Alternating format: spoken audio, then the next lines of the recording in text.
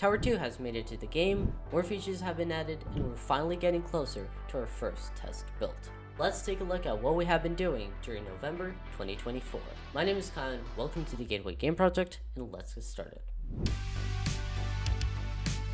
So let's start by talking about our new Tower 2/B model, or whatever you want to call it. Now hear me out. I kind of cheated on this as I modified our existing Tower A model to look like Tower B, but hey, if it works, I guess. Now I actually have some video clips of me modifying the tower, so I'll jump into those clips right now, and I'll narrate over them. So here's Khan's guide on how to make Tower A look like Tower B in Blender, I guess. First, I started by gathering some reference images to work with. In this case, I was looking for some reference images showing the top of the tower, the base, and at least one of the segments. I also looked at several reference images to see and try to spot any noticeable differences on the outside. So after having the reference images, I loaded them into PureRef, my favorite application for viewing reference images. After that, I kind of just imported them into Blender as I had no clue what I was doing, as per usual. Now one note is that before importing them into Blender, I did have to convert the file format on the images, since for some reason Twitter uses a .gif, which I think it's good for Twitter, but not really for importing images into Blender. GFIF stands for JPEG File Interchange Format. Google says that GFIF provides resolution or aspect ratio information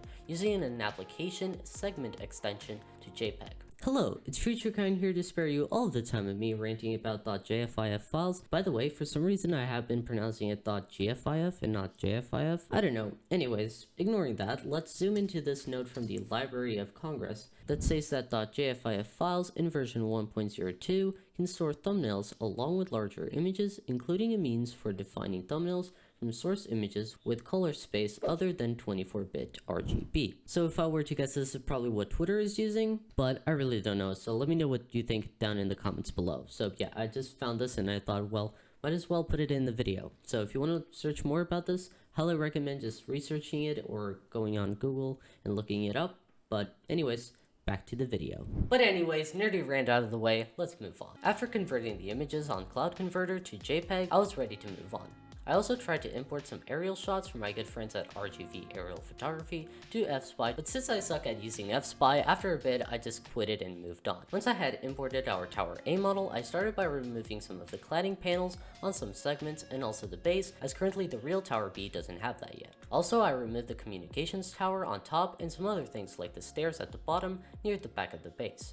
Now let's skip to the good stuff. I started by modeling the rails seen on top of the real Tower 2/B. By the way, call it whatever you want, but I will be referring to it mainly as Tower 2/B throughout this video, so yeah. But anyways, after messing around and trying to get some elongated cubes on a tower that's about 480 meters tall, I was able to get something that looked pretty decent. For something that was just modeled by eye and not with something like perspective modeling, I would say it looks pretty good. After that, it was time for the base. Again, I modeled this by eye, so not the most accurate, but it will work for now, using some cubes for some plates and walls as well. It took me a few tries and kind of fiddling around to get things to work, but I would say the end result looks decent. And also, to finish off, I made some quick materials for the base. As always, to keep this entertaining but somewhat informational, I won't go into depth on how I created these, but basically it's just a horizontally stretched brick texture for the discoloration, a wave texture to kind of separate the parts, and some noise for the imperfections, a bit of bump, and some randomness in the material. Also, I decided to add some scaffolding to the tower, just like it has currently in real life. These are just cubes, so yeah, not really much to it, just some stretched cubes for the base, for the poles, and a simple metal material, and that's it, just like the rails. I also made a simple speculated design on what the second pad flame trench could look like with the OLM placed on top. After that, Lewis worked on fixing a few bugs and also added Unreal Engine's new cloud and sky system into the game.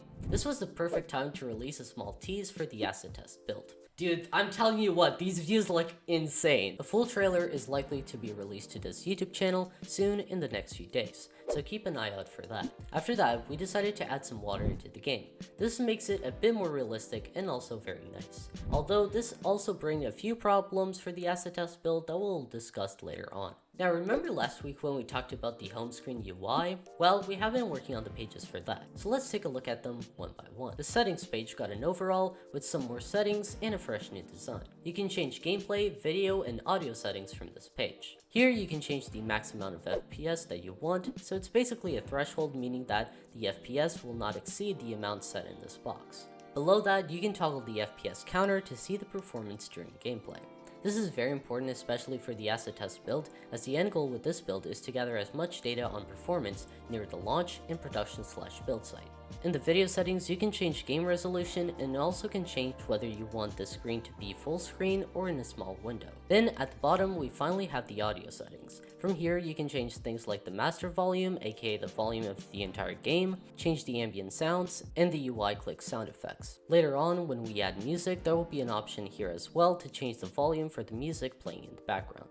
We also worked on the development page. Here at the top, you can see a small description of Gateway's development. Below that, you can see some info about the current update that you're playing and the change logs. Once we have a website, this button at the bottom will link to previous change logs so you can get an idea of what's changed between updates. Now, I believe that we're only going to be covering major updates, so not like patches or fixes where we kind of just fix something and then release it, kind of like a patch. But yeah, just keep that in mind. And then finally at the bottom, we of course have a link to our development updates playlist and some links to follow us on social media. Oh, and one thing is that Lewis also added this quit confirm pop-up to confirm if you really want to quit and close the game. Now, there's also going to be a UI for the launch view, so we'll talk a bit more about that in next month's update. Now, finally, we have been working on the asset test build. And yeah, we're finally getting ready to releasing it for testing. Oh my god, I'm so excited. I can't wait to play Gateway. Gateway, let's go! This first build has taken a while due to several unexpected bugs, challenges, and making an Easter egg. More of that in next month's update. While developing this update, we encountered a few bugs. The first major bug was that Unreal Engine was unable to package the game.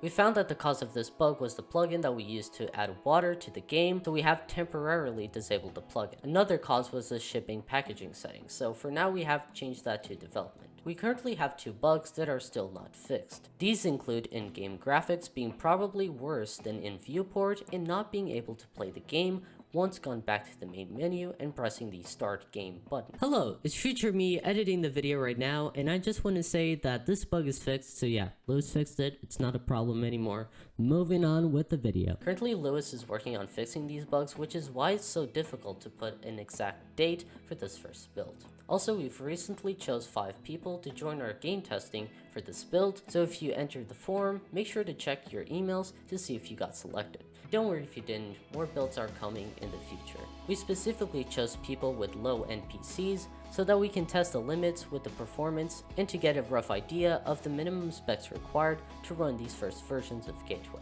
As a rough guide for performance, Lewis was able to get 70 FPS on an RTX 3060. All goes well, expect this first build to be released in a few days. So yeah, that's it for this month's update, and there's only one more update left to end off the year. Wow, 2024 was such an amazing year for spaceflight, and also for Gateway as it started development more than 9 months ago. Well, the year is coming to an end, and we want to thank you so much for all of your support. As always, make sure to follow us on Twitter/X for future updates, and also make sure to subscribe to this YouTube channel for more of these development updates. Speaking of which, if you want to see more development updates like this, check out our playlist with all of the updates that we've done since April of 2024.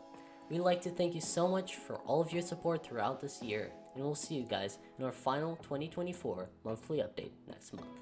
Have a nice day.